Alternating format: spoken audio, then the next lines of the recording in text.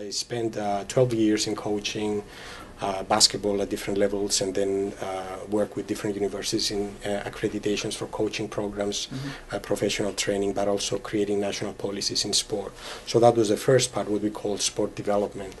At some point, I felt that wasn't enough, and I wanted to, and I was actually observing things that I wasn't very happy about sport, and basically sport has the good things, but also the bad things. Exactly. So I'm happy that I also experienced bad things, because that's kicked me out of the comfort zone, and trying to move beyond that, and that's how I came to the U.S., and I was very happy and grateful to gain some great training from a good academic institution with a great mentor, Dr. Yanagis, and who was basically so open in creating something that wasn't there. So my drive when I first came to the U.S. was to try to gain foundation on how you can use the Olympic model, the Olympic education, as a tool to promote development, inclusion, what we all these nice and cheesy words, but actually how do we actualize that? How do we transfer these ideas in practice?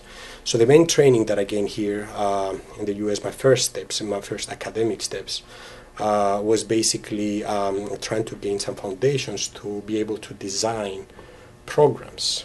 So organizational theory and human development theory, how do we develop different changes within certain organizations, and how we develop different designs so that we can have an impact in the local community, social psychology, how we use sport with arts, human rights, theater, the Olympic model, and to promote civic engagement and values in a community and in a society.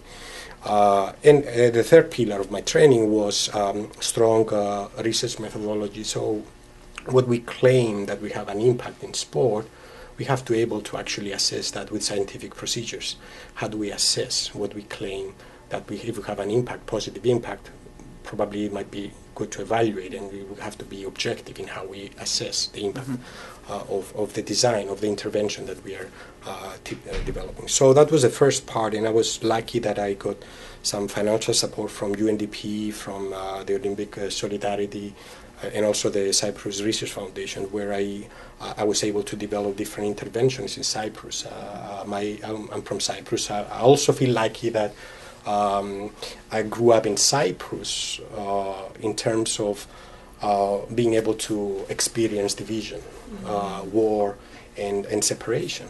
And so that was another negative thing that pushed me out of my comfort zone to see, okay, what else can we do?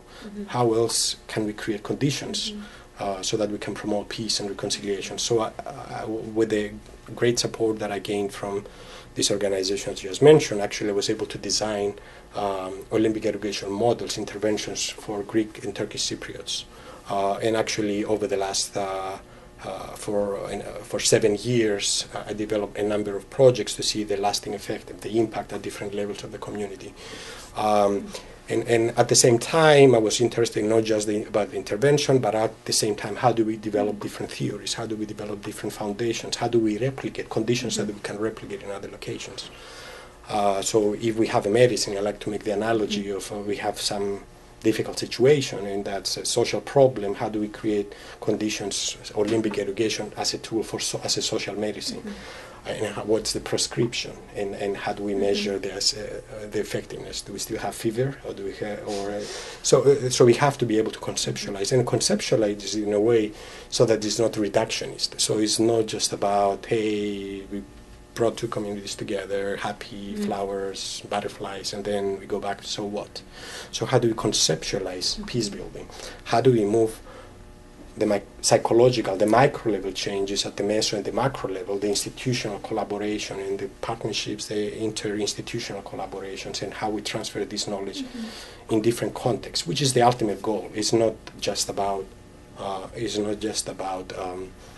bringing two communities together, but having an ongoing support with certain conditions to embrace human development, which is what peace building is about. Peace building is basically, as is established by most of the scholars, is about creating conditions for human development. Each individual can meet their unique potential, and at the same time have the conditions to promote social change. So we have to select traditional and non-traditional sport. So traditional in a way so that in certain communities, and we have a wide range of menu, that doesn't mean sometimes, some sports might be good to be used in certain communities, some others might not be good to go. So for example, if you take football in Cyprus or in Greece to bring different, even Greeks together, probably you will not be successful. So it probably might be better to use a different model of using traditional but also non-traditional activities. And that's why I don't like the word sport. We have to find a different word. That's why I like the word Olympic education. So a non-traditional physical activity will bring together people at the equal level. So we don't bring either the baggages and the challenges and the narratives that come with those people that come in sport. Many countries are very closely affiliated with different ideologies, left, right, ethnic versus not patriotic. And so if you bring those baggages onto the table as a first contact, you won't be able to be successful. If you have non-traditional activities, then everybody is the same playing field, and basically you have the conditions that everybody should learn, everybody should function differently, and we should try and you have different conditions, educational conditions to achieve different objectives. So sport is one component, but sport itself is neutral, depends on what else do you add into this prescription.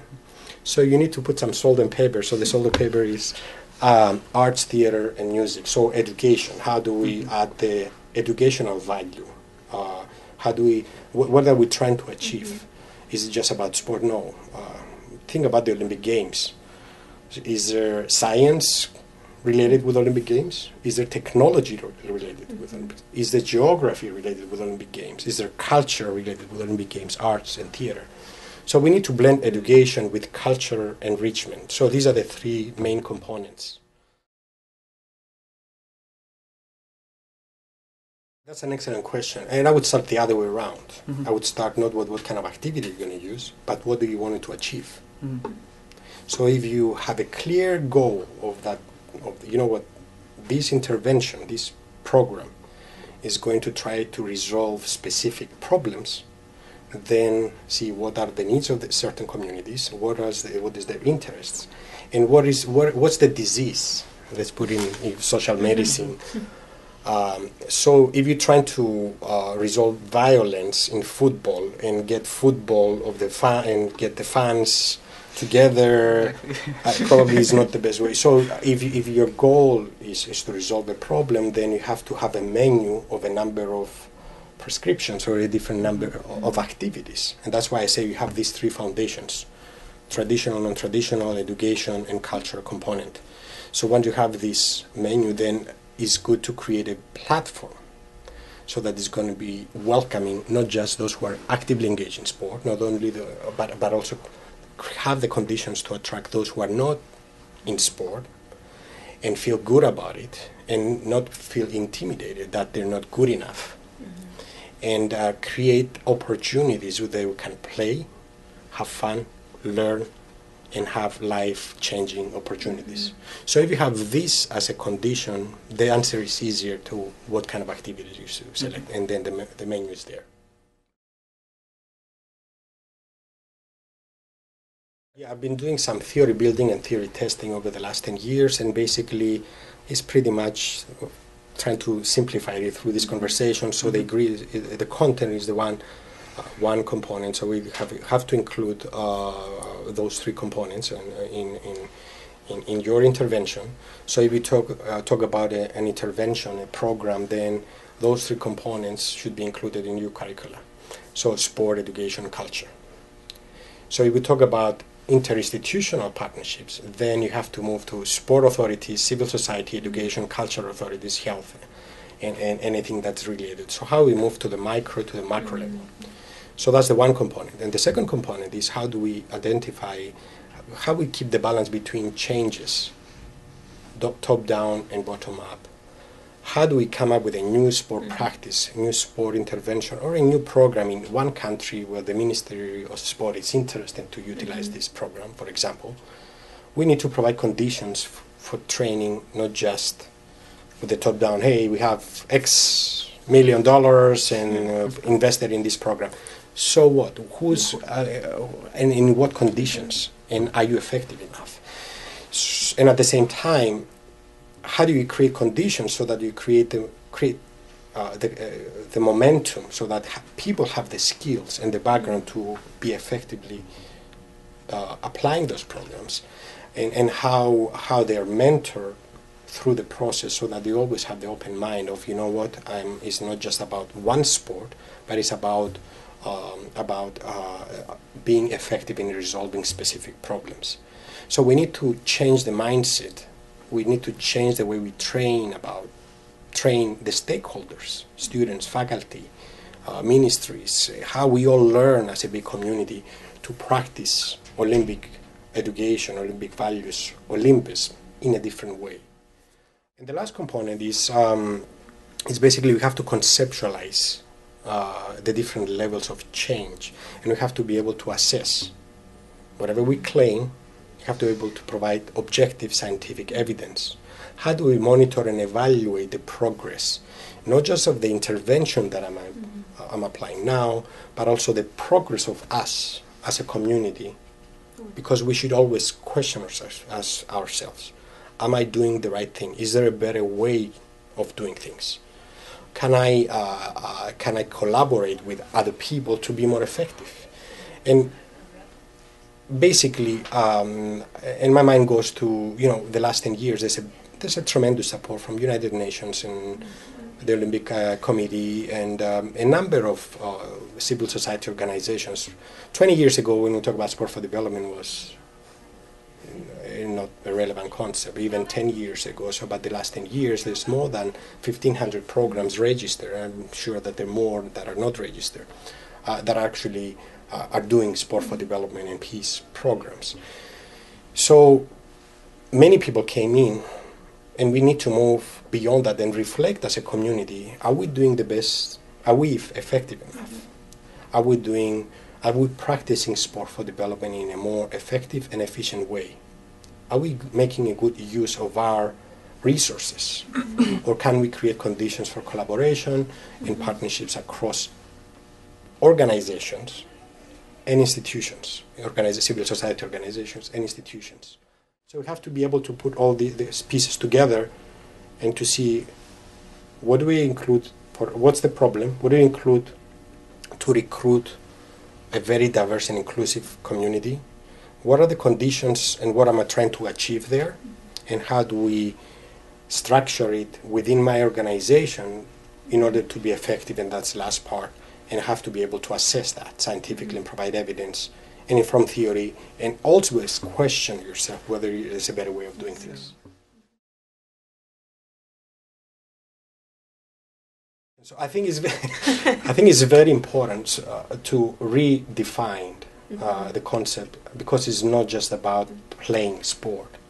It's about a philosophy of educational system that has to be first defined as Olympic education, for example, which is not about the physical activities.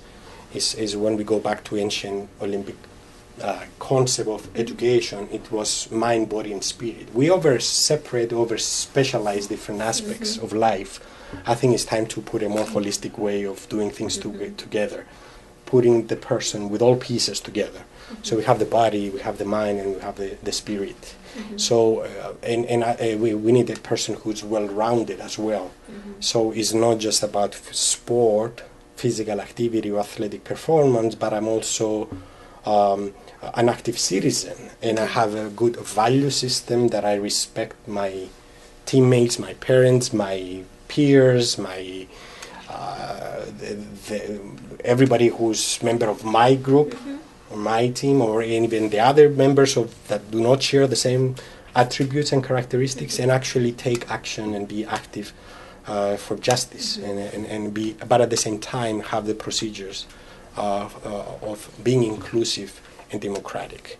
So if you rephrase the philosophy, if you redefine the philosophy of what you're trying to achieve, in the same way I gave the example before with Olympic Games, do you think that we can use the Olympic Games as a phenomenon, as an example to teach geography? Yeah. One, is there a way to teach, to use the Olympic Games to teach technology and use social media and web designs and communication between different groups and messages and different audiovisual material exchanging between different youth programs? Can we do statistics and math and sciences in medicine? Olympic Games, I think, is integrated. But when we come back to the society or the educational system, all pieces go away.